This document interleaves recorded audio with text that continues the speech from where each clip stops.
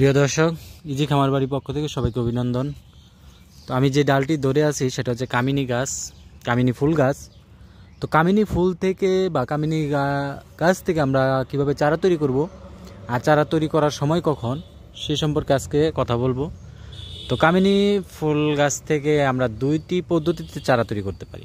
এক হচ্ছে শাখা গুটি কলম দিয়ে, ডালগুলিতে আমরা গুটি কলম দিতে পারি। এই যে ডাল, এই ডালে আমরা গুটি কলম দিব, সেটা আর কিছুদিন পরে দিলে হবে, কারণ এখনও বৃষ্টি হয় নাই।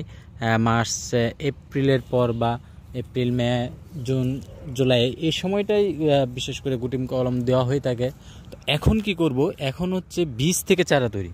এক হচ্ছে এটার গুটি কলম থেকে চারা তৈরি। তো বীজ থেকে চারা তৈরি করা খুবই সহজ, কারণ বীজ থেকে চারা তৈরি করতে তেমন কোনো প্রসেসিংয়ের প্রয়োজন নেই। শুধু বীজটা আমরা যদি উঠিয়ে রাখতে পারি এখন, তাহলে কিন্তু চারা তৈরি করতে পারি। আর এখনই সময় বীজ উঠানোর, কারণ এখন হচ্ছে ফেব্রুয়ারি মাস। তো ফেব্রুয়ারি মাসের শেষের দিকে বা ফেব্রুয়ারি মাসের মধ্য ফেব্রুয়ারি এরকম টাইমে কিন্তু কামিনী ফুল গাছের এই যে বীজ, এই যে এখানে দেখতেছেন একটি বীজ বা এরকম বীজ আছে অনেকগুলি। এই যে বীজ, এই বীজগুলি কিন্তু এখনই এটা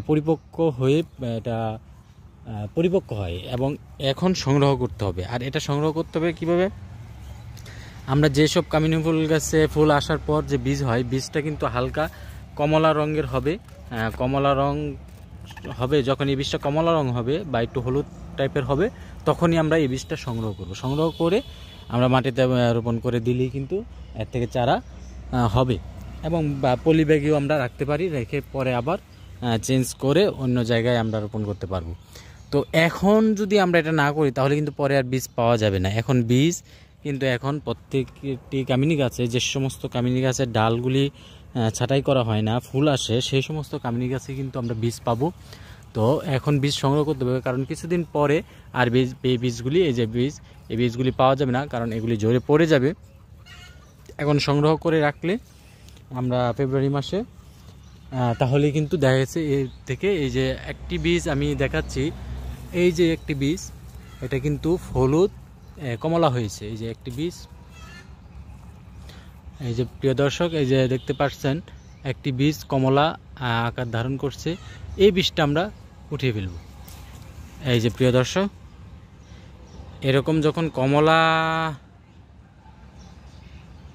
আকার ধারণ করবে, কমলা বা হলুদ আসবে বীজের গায়ে দেখতে, তখনই কিন্তু আমরা বীজটা সংগ্রহ করব। সংগ্রহ করে আমরা মাটিতে রোপণ করব।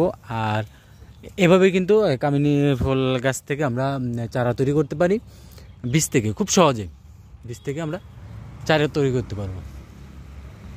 তো বীজ আসলে